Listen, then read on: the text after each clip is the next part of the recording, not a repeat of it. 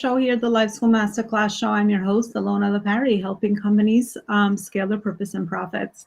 And today, I love today's conversation because it's all about leadership and how to be a more charismatic and a persuasive leader, I should say. Whether it's skills or born abilities, today's guest is going to give us so much more insight around that.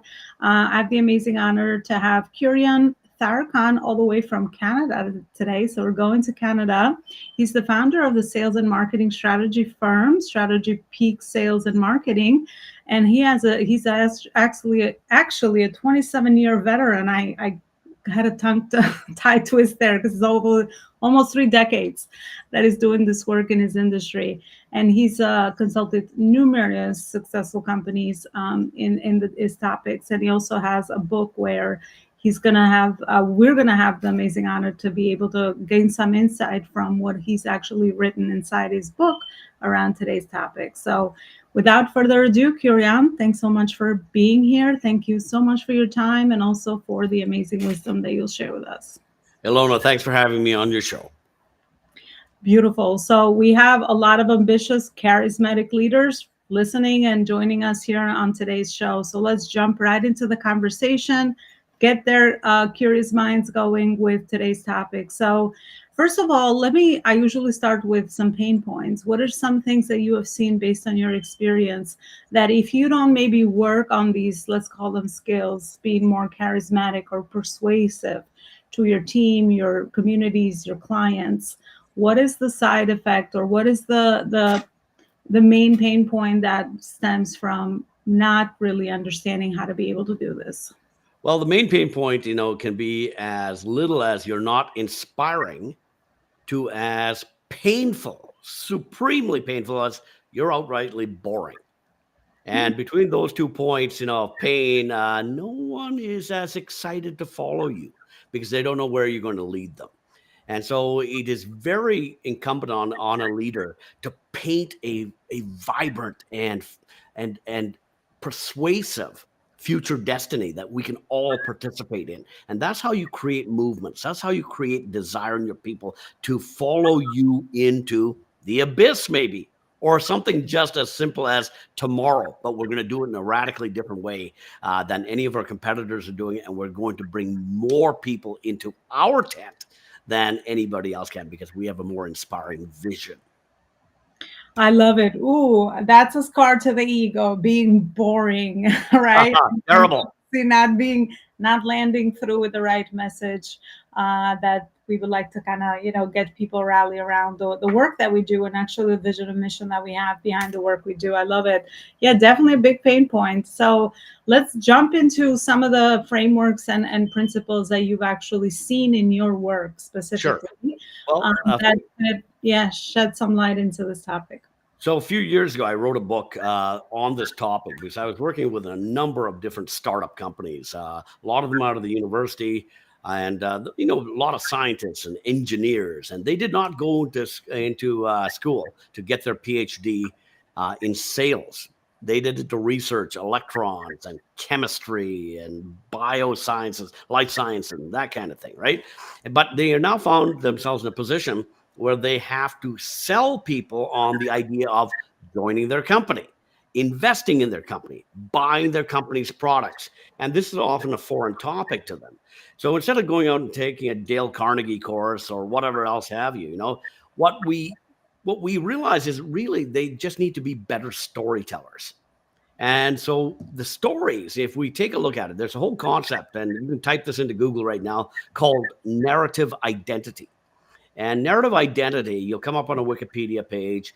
The basic concept is this: the only way we understand our world and our place in it, let alone communicate our offer and our purpose in the world to everybody else, is through the stories we tell ourselves and other people.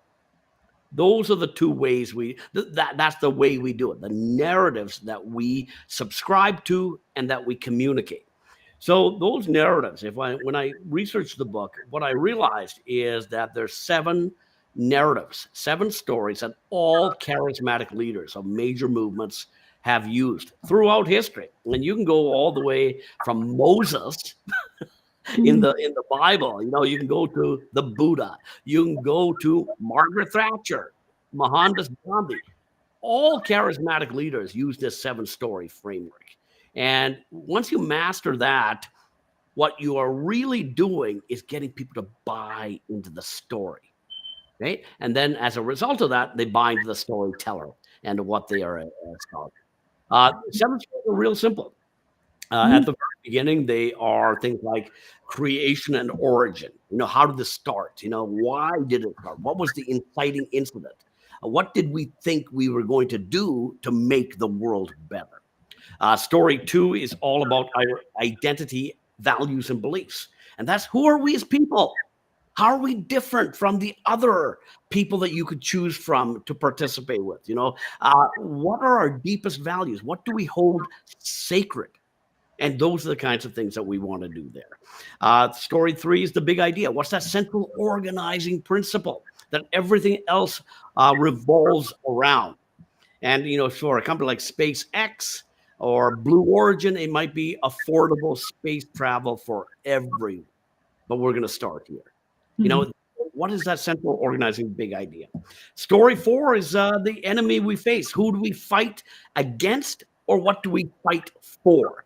So we could be against world hunger, right? No one should go to bed hungry in the world. We are well past that. We have the resources to do it. We could fight for adult literacy. Everybody should have education. Everybody should have the ability to read and write properly. And in fact, we're all better off people to do that. So story 4 is all about the enemy we face. Story 5 is the mighty winds. And the mighty winds are the big macro trends in the environment that propel our ship forward or refuse to billow our sails, or that we are fighting against. And you can never fight against the macro trends, right? And so we want to identify what those macro trends are and be completely in alignment with them. And I'll give you an example of one macro trend. In 1969, there are 4 universities connected by this thing called DARPANET, the Defense Initiative. It was actually called ARPANET, but they put the D in front of it sometimes. And these four universities were connected by a telecommunication lines that allowed them to transfer files back and forth digitally. That was the beginning of the internet. Well, by 1994, that internet, the inklings of which were only for 4 universities, was disrupting industries across the world. And you can easily trace the decline of the local newspaper to the seed of internet back in 1969, because now information is available to everybody. You don't have to wait for the Wall Street Journal to show up at your door. You subscribe to it instantly in the morning. And so, but those kinds of technological wins now are always there. We have the ability to transfer cash instantly. That's another technological macro trend. And there's technological, there's societal, economic, environmental, political, legislative trends, and we have to stay on top of these kinds of things. Story number 6 is the right side of the equation. And the right side of the equation is, if these 5 stories are correct, it equals the journey we must undertake. We have to take this journey. This is obvious. We need to do this. This is what's happening. And story number 7 is going to be why we will win, which takes the previous 6 stories and puts into a nice, tight little narrative that's quick to tell, but with the addition of what we call keystone elements. And keystone elements are simply things that guarantee the win. So here's a common keystone. God is with us. Better technology, better strategy, better people, better culture. And, better might be superior, right? It might be not just better, it's superior. We are the number 1 culture to join in Silicon Valley. And this is the reason why. We're going to change the world. So we want to do all of these 7 stories, and history is replete with charismatic leaders using these 7 stories to get people on board and to move people in mountains. Yeah, I love it because I could see myself in so many of those intentional stories that you described, and I think a lot of leaders are actually speaking this way also, but we're not really understanding that it's actually things connect together. Because to me, that's always been my way to kind of connect the dots so that there's like a journey that we're taking people on, and I love that there's a final result, a better way to see the world. Because my whole mission and our whole mission here is also to help entrepreneurs and CEOs to, or entrepreneurs in general to do good in the world, which is pretty much the end result or the mission behind, the work or at least the people that I attract. So I love that you kind of stated this so intentionally, and for people to just get that awareness that, they might be missing maybe one of those different frameworks, let's call them that, or that specific dot in the way they're storytelling, so they're able to connect that for themselves and have a better ROI, so to speak, in what they're saying, and also in the way that the message is landing with their ideal audience as well. And that actually, Kurian, would be my next question. What are the best places or ways to be able to use this seven-step framework in our day-to-day operations or the development of our companies? The best way to do it is to recognize that all 7 stories are necessary to really get the most out of your people and your movements. Like all 7 stories, and these 7 stories answer the primal questions in everybody's head. These are primal questions. They don't go away.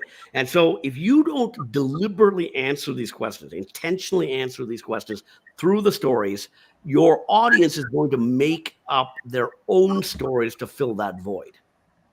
Okay, so those primal questions are a void. And so if you don't intentionally fill that void, your customer, your audiences, are going to fill that void with a story that may not be the story that you want it to be. So we have to be very deliberate in understanding what these 7 questions are, crafting the 7 stories to fill those 7 voids, those 7 boxes, and then be able to really communicate that in all the different ways that people can consume that information. So be deliberate. Yeah. Well, that's very, very interesting, right? People will make up their own story because this is also strategic and psychological. And I love that you said that, this has been done years ago, ages, right? And we can learn so much from the leaders that have gone before us, but also be able to also align with what's happening now. And there's a lot of similarities, right? Because we're still, I think the human nature, of human hasn't really changed. It's just a matter of new environments that we're living in and new circumstances for sure. I'd love to ask you, because your experience in marketing and sales piqued my curiosity, your vast experience. How do you see marketing and sales? What's your unique methodologies talking about storytelling in the way that you see marketing and sales for companies to implement so that they can increase their sales, increase their impact and their bottom line, and align purpose with profit, which is really our mission here, to help people align purpose and profit. What's your unique approach to marketing and sales to help them do just that? Well, the very first thing is that the vast majority of the people I meet at the beginning, whatever they're selling, and everybody's selling something, like, and you might be just selling your kids to go to bed on time, but you're selling them on that idea. Hopefully they're buying into that idea, let alone somebody investing a couple of $1 million in a company to get you to that next level. So you're always selling, whether you know it or not, whether you like it or not. So the very first thing that you have to understand is, what are the motives of the people that you are addressing, the audience's motives. And it's going to be a continuum of motives. There's never just one. Okay, there's going to be a continuum of motives. There may be one that is very important that you must address, but then there's all sorts of other things that are the final thing, the final push that tips their decision in your favor. So most of the people that I'm dealing with at the beginning, they can tell me what they're selling, but they can't tell me why their customers are buying, because they really haven't explored the motives of what that ultimate impulse is to go in your direction. That's where it all starts. Once you understand the motives, then you can create the stories that address those motives.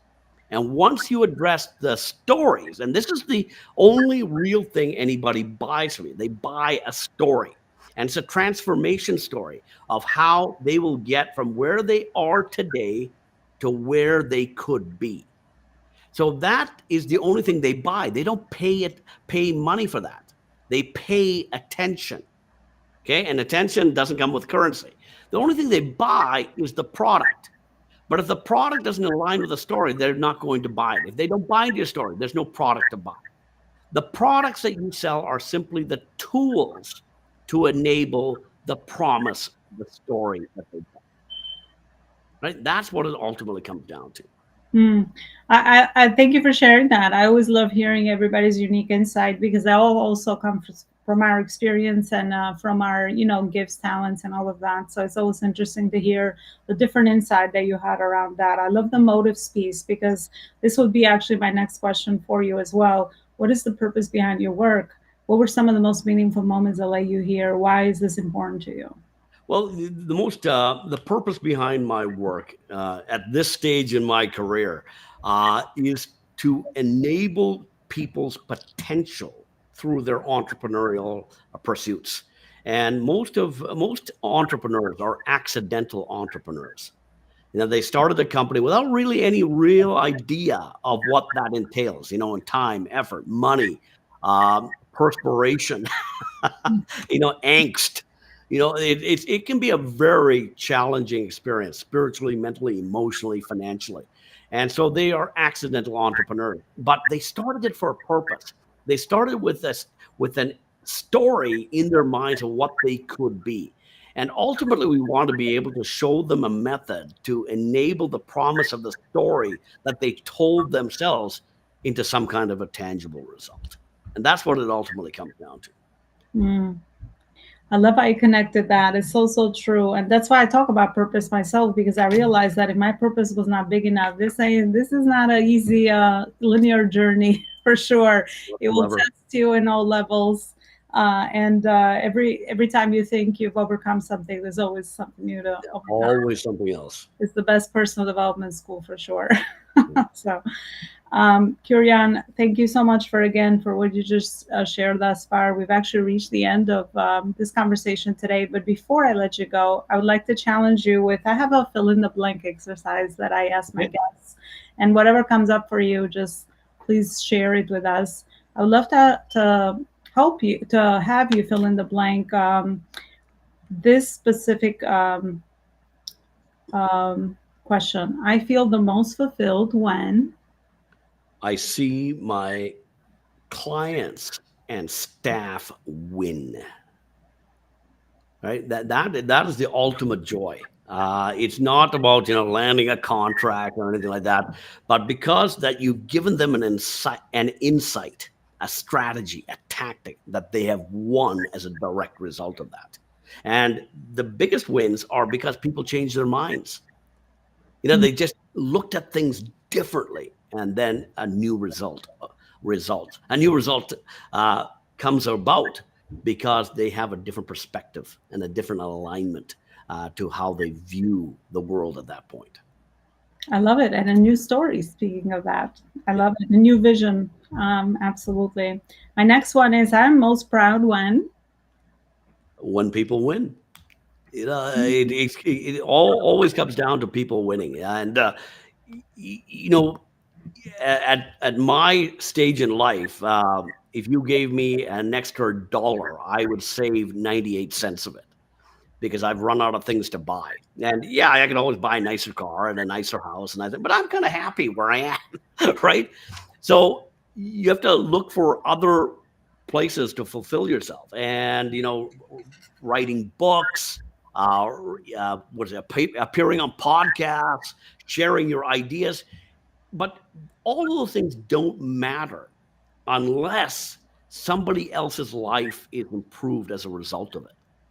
A novelist entertains.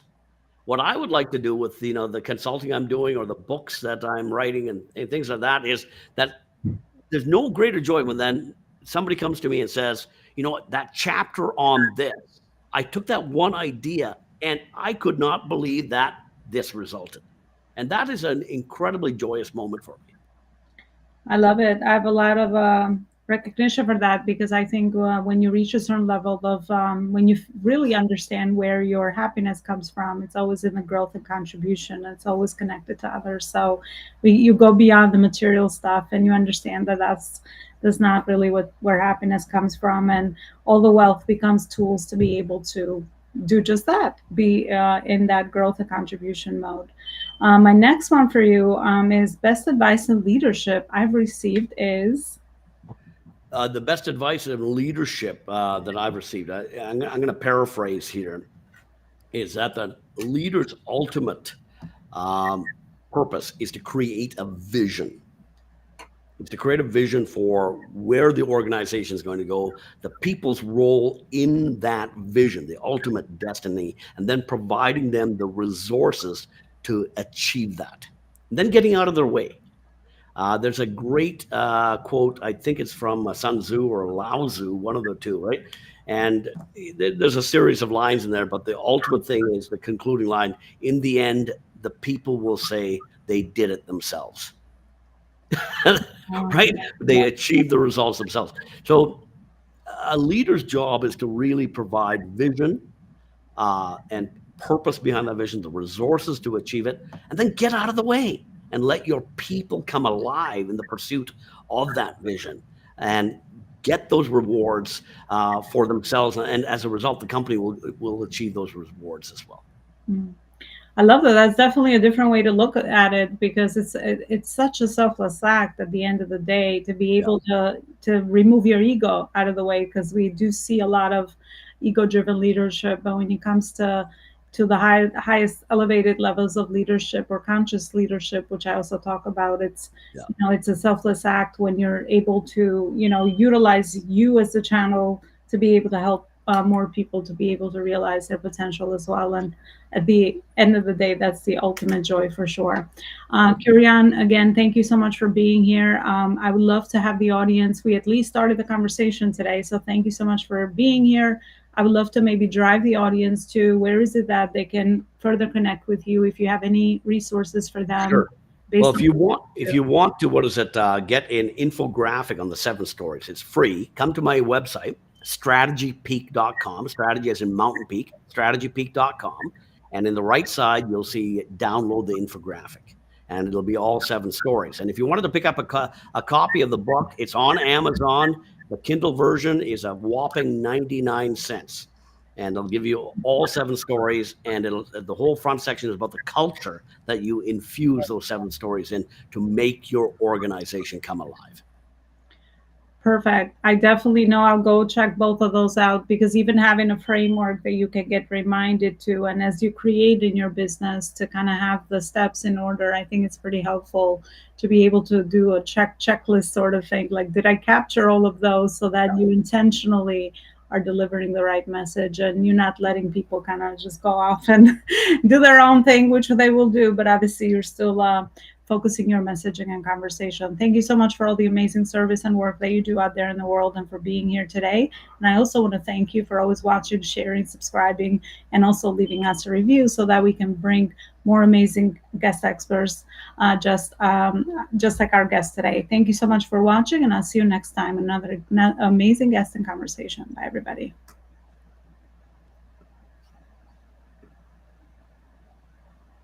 Are you looking for paid TEDx, podcast, and free visibility speaking opportunities with other like-minded audiences to put on your calendar? Speaking is one of those daily operational activities in our service-based businesses, so that we can expose the visibility that we have, but also share our message and share our work with new audiences every day. Inside our C-suite community expert program here at the Life School, we have made this very, very simple for you. It's a plug and play system. You just fill out forms and also place speaking opportunities onto your calendar without any overwhelm. We will strategically introduce you to high level quality connections that will move your mission and vision further faster. And also you'll get to participate in our own speaking events, magazine, and podcast opportunities that we have here at the Life School, with an audience and community of over 30,000 seasoned CEOs. for more information, I would love to invite you to go check out our website at elonaloparicoaching.com/C-suite